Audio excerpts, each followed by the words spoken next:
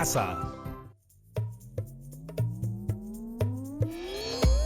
Hola a todos y todas, hoy les traigo un nuevo episodio de Aprendo en Casa, especialmente preparado para mis amigas y amigos de cuarto de secundaria.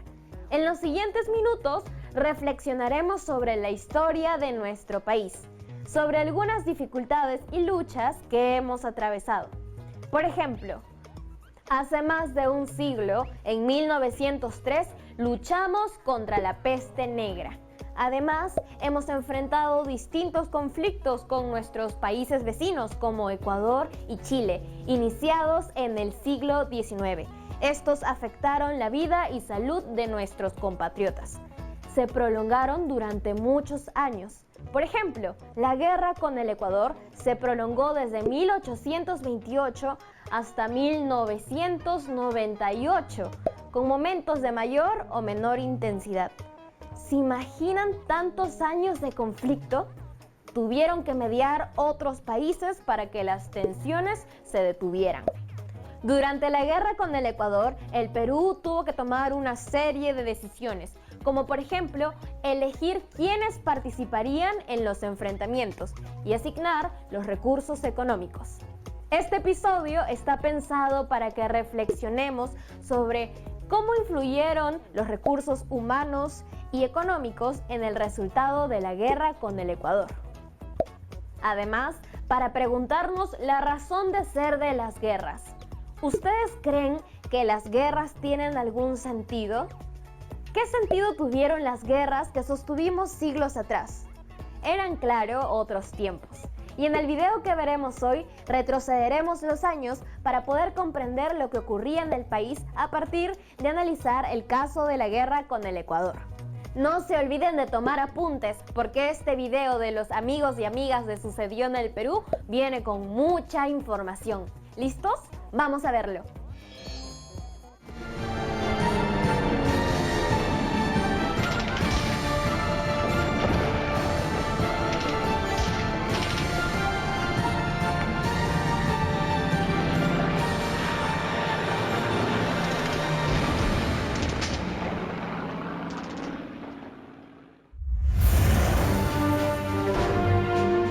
En la primera mitad del siglo XIX, los países sudamericanos obtuvimos nuestra independencia y se empezaron a establecer los límites que ahora tenemos. Fue un periodo duro de guerras, de zozobra, de creación de países, en definitiva, de determinación de nacionalidades. Esto generó conflictos entre la mayoría de vecinos por el derecho que cada cual defendía de tener mayor territorio por tener mejores títulos. Por ejemplo, en 1830, el Ecuador se separó de la Gran Colombia para formar un nuevo país. Su objetivo, heredado del establecido por la Gran Colombia, fue extender su soberanía sobre los antiguos territorios del Virreinato del Perú. Guayaquil, Tumbes, que era parte de Piura, Jaén, que siendo parte del Virreinato de Santa Fe, había decidido incorporarse al Perú, y la Comandancia General de Maynas, según la cédula real de 1802, reintegrada al Virreinato del Perú. Por su parte, el Perú había aceptado la integración de Guayaquil a la Gran Colombia desde que San Martín fue a esa ciudad a entrevistarse con Bolívar. En el caso de Jaén, el Perú esgrimía a su favor el principio de la libre determinación de los pueblos y reivindicaba las otras áreas bajo el principio del uti possidetis, es decir, el derecho sobre las posesiones que en tiempos coloniales pertenecieron al virreinato peruano. El Perú basó durante el siglo XIX y comienzo del siglo siguiente sus derechos amazónicos en un título que fue la Real Cédula de 1802. Es una cédula por la cual la corona española devolvió al Virreinato del Perú la zona de Maynas y también de Quijos. Es decir, el lugar donde nace el río Amazonas, toda esa inmensa porción de la selva donde nace el río Amazonas, el Marañón Amazonas. El problema de fondo era la ambición ecuatoriana de tener salida del río Amazonas. El territorio amazónico es un territorio que el virreinato, el régimen colonial, no ocupó, de manera que quedó para la época republicana el reparto de la Amazonía. Como no había fronteras claramente delimitadas por el mismo hecho de que fue un territorio desconocido, yo te diría que se ha repartido a cañonazos. A lo largo del siglo XIX hubo varios conflictos entre el Perú y Ecuador. Inclusive en 1860 se produjo una guerra en la que el Perú salió victorioso. A pesar de ello, la frontera no quedó delimitada de manera definitiva. Luego de 1880, la derrota peruana en la guerra con Chile fue aprovechada por el Ecuador para avanzar sobre el territorio amazónico que el Perú aspiraba a consolidar sobre la base de sus títulos virreinales. Luego de varios acuerdos con el Ecuador para someter la controversia jurídica a un arbitraje, en 1910 estuvo a punto de estallar una guerra ante la inminencia del fallo del rey de España. Ecuador anunció que si el fallo les era desfavorable, no lo acatarían. De esta manera, la frontera entre ambos países era un tema a resolver. En 1904, el Ecuador había firmado un tratado de límites con Brasil, respetando la línea geodésica Apaporis-Tabatinga, fijada entre el Perú y Brasil en 1851. En 1916, Ecuador y Colombia suscribieron un tratado de límites que incluía la región amazónica que el Perú reivindicaba.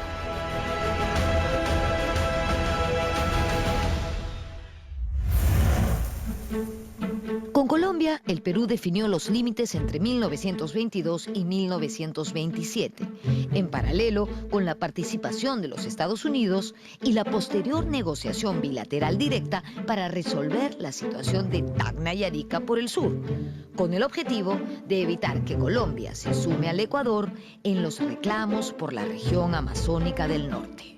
Estas gestiones incluyeron a Brasil.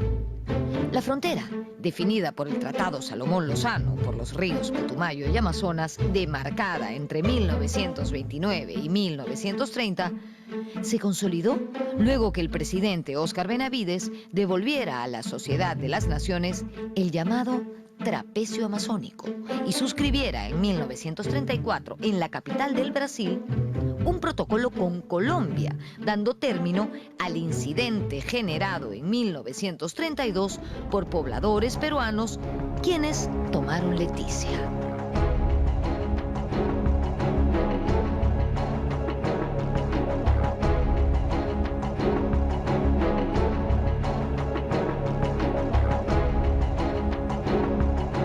Cuando el Perú le cede a Colombia el trapecio de Leticia, tiene que ver con que habría existido una presión de los Estados Unidos, o en todo caso un deseo del Perú de quedar bien con los Estados Unidos.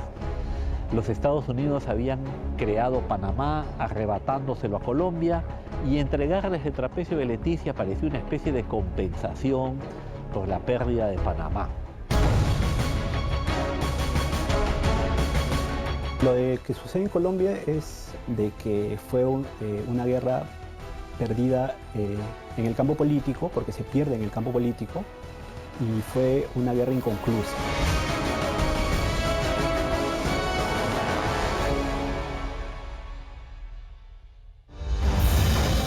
El régimen del general Benavides, que se mantuvo de 1933 a 1939, fue muy importante en el potenciamiento de nuestras Fuerzas Armadas. Desarrolla una política de defensa que resulta ser finalmente compra de armamento para las tres fuerzas, ¿no? Y se compra artillería, se compra aviación, se compra pues los tanques, ¿no? Se compran nuevos fusiles, que es muy útil para la infantería, donde la infantería en esa época, recordemos, todavía ocupaba un lugar predominante en lo que era el desarrollo de las guerras. Y esto pues termina siendo muy útil el 41, ¿no? Y no solamente se trataba de comprar armamento, sino desarrollar ejercicios en el campo.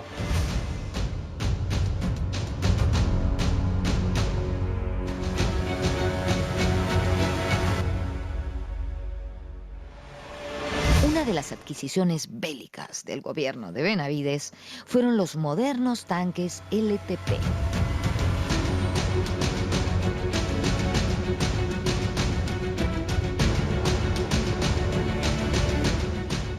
Una de las novedades del conflicto de 1941 fue el uso de vehículos blindados, los tanques.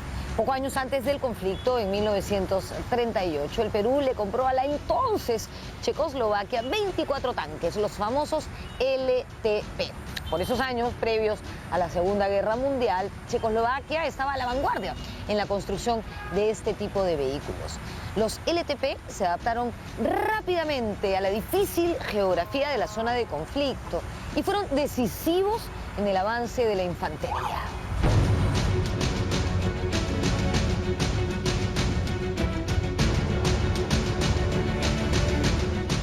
Aún se conservan varios de estos tanques LTP de procedencia checa, como este, por ejemplo, que encontramos en el jardín que está frente a la fachada de la Escuela Superior de Guerra del Ejército. Aquí también hay otras piezas que se usaron en 1941. Otro LTP que todavía está en funcionamiento está en el cuartel Hoyos Rubio, en el RIMAC. De hecho, esa unidad desfiló en la parada militar de julio del año 2016.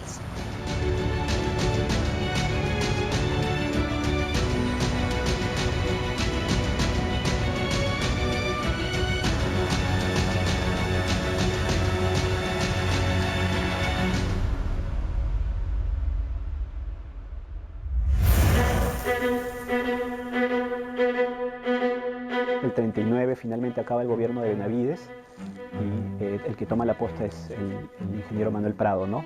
Que también era un hombre estadista con una visión geopolítica muy importante, ¿no? y que apreciaba mucho el tema también de las Fuerzas Armadas, el apoyo a las Fuerzas Armadas, ¿no? Tanto en sus dos gobiernos. Recordemos que él prácticamente, su primer gobierno desde el 39 al 45 coincide justamente con el hecho, con la conflagración más importante a nivel mundial, ¿no? Que es la Segunda Guerra Mundial.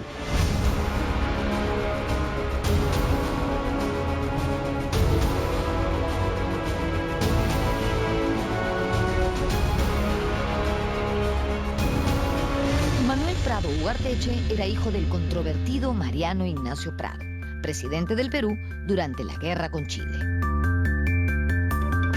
Él tenía, digamos, una especie de compromiso para pues no cometer ningún error en esto, ¿no?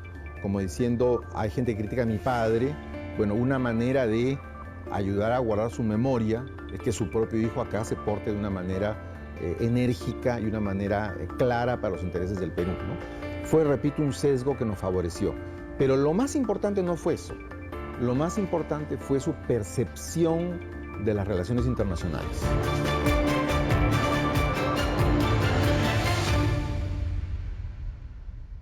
Para entonces, la frontera con Ecuador permanecía indefinida. En 1924 se había firmado un protocolo que establecía que en caso de discrepancias, Perú y Ecuador acudirían al arbitraje del presidente de los Estados Unidos. En 1936, el Acta de Lima determinó que era el momento de acudir al arbitraje de Washington. Mientras tanto, ambos países mantendrían el statu quo de sus posesiones territoriales. En ese año, la Cancillería envió a sus pares del continente una circular en que se hacía constatar el tope máximo de la presencia ecuatoriana en la Amazonía. Esta es la referencia geográfica y diplomática para entender el conflicto de 1941 y el Protocolo de Río de Janeiro de 1942.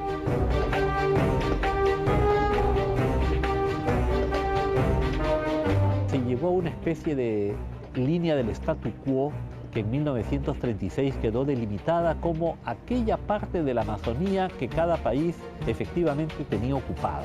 Esta es la línea, la de 1936, que queda en los hechos como la frontera, aunque como una frontera provisional.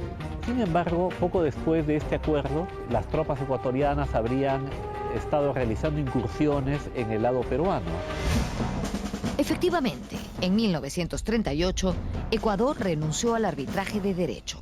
A partir de entonces, se produjeron reiteradas agresiones a lo largo de la frontera. Para el año 1940 teníamos serios problemas. Primero habían problemas entre los pobladores fronterizos, agricultores, tabacaleros principalmente, y entre los puestos de vigilancia peruanos y ecuatorianos que estaban uno al frente del otro.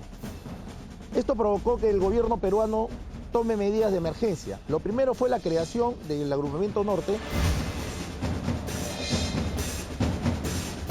En 1940, ante las frecuentes provocaciones ecuatorianas, se diseñó el Plan de Operaciones destinado a la defensa de nuestra soberanía.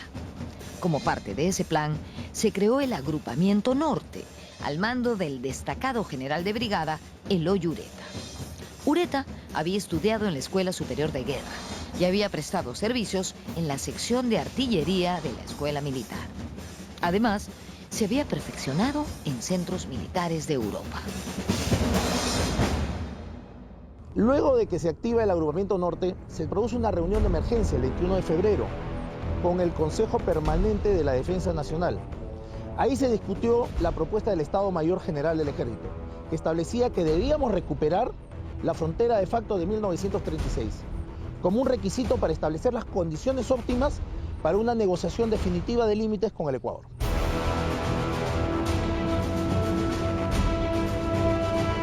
En este contexto, fuerzas peruanas se desplazaron a los dos probables teatros de operaciones militares. A la costa se destinó al Agrupamiento Norte y al frente nororiente, ubicado en el departamento de Loreto, se envió a la Quinta División, al mando del general Antonio Silva Santisteban. Entre los soldados movilizados a la costa norte estuvo el morterista César Molina, quien con sus compañeros de armas se embarcó en el Callao rumbo a Paita. En Piura, Molina fue nombrado jefe de la sección morterista y se dedicó a capacitar reclutas llegados desde las provincias. Yo había aprendido el manejo del mortero 81 y 60, había llegado a manejar en tal forma que estaba capacitado. Al día siguiente, todos los compañeros llevamos al vagón en Monserrate para llevar de frente al Callao, a embarcarnos en Vapor-Rimac. Todo esto fue tan rápido. Vino el presidente de la República, varios generales, a despedirnos.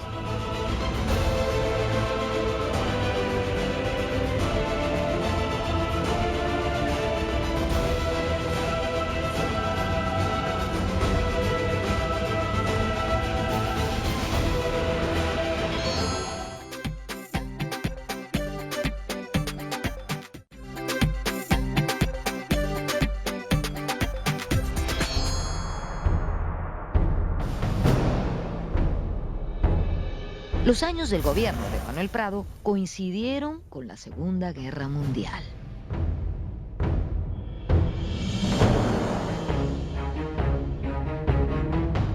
El Perú decidió apoyar a los aliados, sobre todo después del ataque japonés a la base de Pearl Harbor en diciembre de 1941.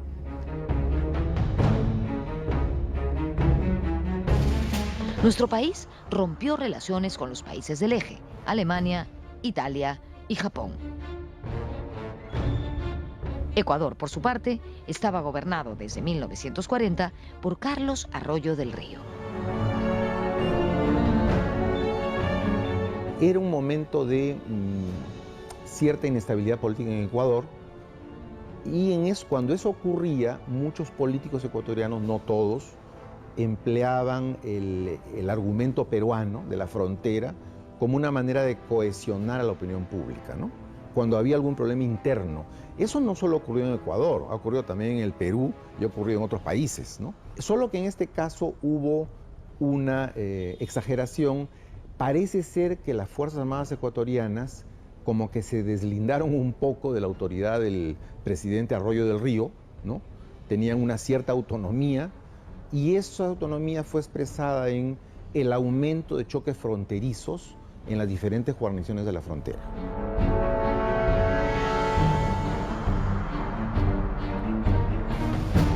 Ecuador acusó al Perú ante la opinión pública internacional de ser el país agresor y además atacó las guarniciones peruanas en la zona limítrofe.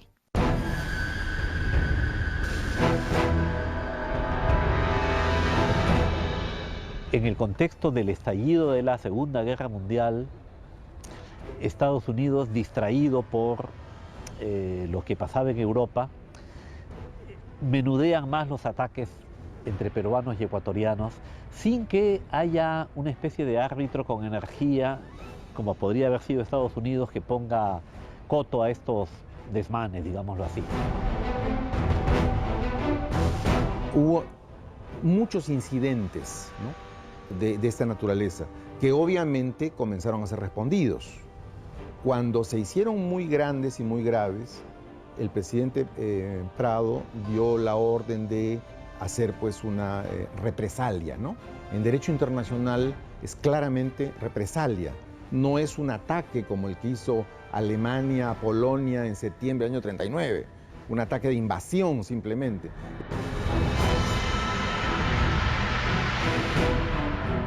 Los primeros enfrentamientos se realizaron a inicios de julio de 1941 en los puestos de Aguas Verdes, La Palma y Lechugal, defendidos por policías y soldados del ejército peruano.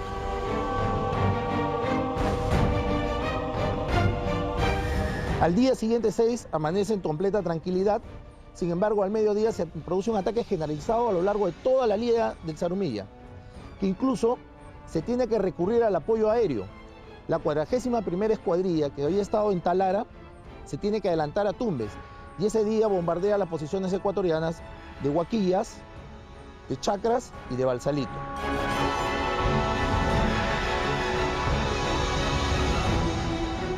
La columna de infantería, donde servía el morterista César Molina, partió al frente de batalla desde el actual caserío de Pampa Larga, en Ayabaca, departamento de Piura. Molina recuerda vívidamente los terribles momentos que les tocó vivir. Llegamos a Pampa Larga con esta carpa, que ya teníamos carpa para armar, pernoctar. Y no sabe usted, amigo, todo lo que hemos pasado todavía como algo antes de entrar al combate, como 3 meses, 4 meses, conviviendo con amigos, con víboras venenosas. Y lo peor, no podía usted ni hablar porque los mosquitos se le llenaban la boca. Una cosa terrible, terrible. No podía usted ni tomar un poco de agua porque los mosquitos que querían entrar al estómago. Es terrible. En la noche, a la hora de pernoctar, teníamos una linterna en la mano. Ahí hay una víbora que más o menos mide 60, 70 centímetros, y eso es sumamente venenoso. Y cuántas mulas que cargaban los cañones murieron por las picaduras de esos animales.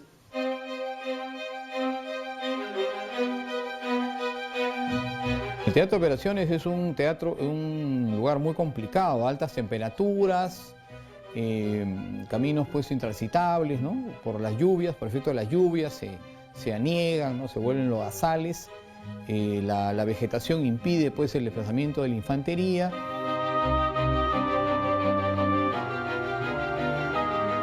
El 14 de julio de 1941, el ministro de Guerra le comunicó al general Ureta que, conforme a lo acordado, era hora de lanzar al ataque al agrupamiento norte. Así fue como el conflicto se convirtió en un conflicto armado abierto, tomando parte activa en él las 3 Fuerzas Armadas: Aviación, Marina y Ejército, además de las fuerzas policiales. El objetivo era controlar la zona de donde provenían las incursiones al Perú. El agrupamiento norte tenía pues componente terrestre, ¿no? Que eran la 1ª División Ligera, la 8ª División Ligera, y tenía también un componente naval, ¿no? Que tenía dos fragatas, ¿no? La Villar y la Guise, y submarinos, lanchas torpederas, y también un componente aéreo, ¿no? Estas tropas estaban con lo más moderno de la tecnología de esa época, del año 41. El encuentro militar decisivo se libró en Zarumilla el 23 de julio de 1941. Las fuerzas peruanas eran mayoritarias y estaban mejor equipadas que las ecuatorianas. Se trató de una suerte de operación relámpago. El general Ureta fue el artífice de esa ofensiva, que incluía el uso de blindados y de unidades aéreas y navales. La primera división ligera, que actuaba en Tumbes, se dividió en 4 destacamentos. Porque el frente era extenso, era extremadamente extenso, y la zona era de una vegetación densa y de comunicaciones muy pobres, por lo que se tuvo que armar 4 destacamentos que iban a actuar en forma independiente.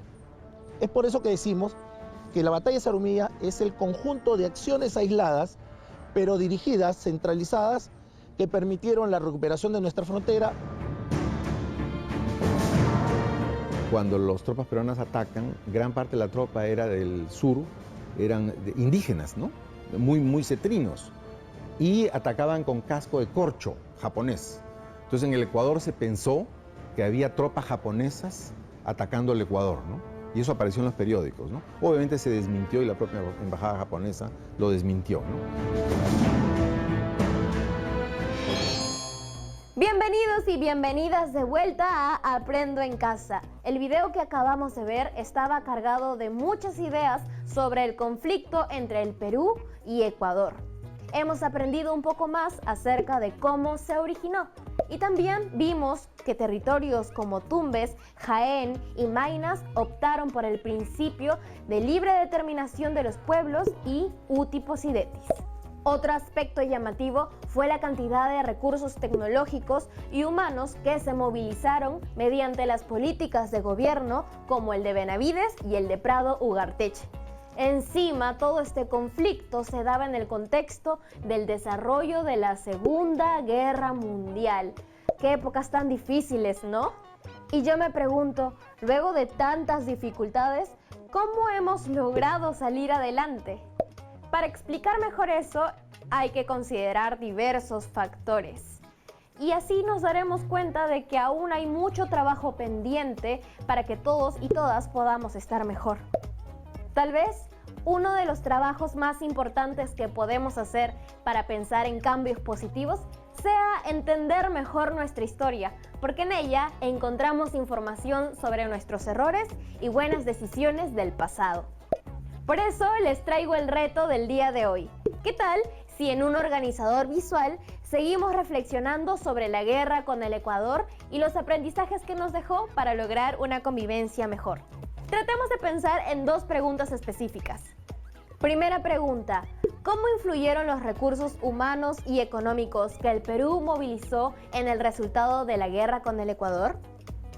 Segunda pregunta, ¿qué creen ustedes que hacen actualmente la ciudadanía y el Estado para consolidar una convivencia saludable entre peruanos y peruanas? No se olviden de guardar su organizador visual en su portafolio de evidencias y de compartir sus reflexiones con su familia. Nos vemos en un siguiente episodio de Aprendo en Casa. ¡Chao!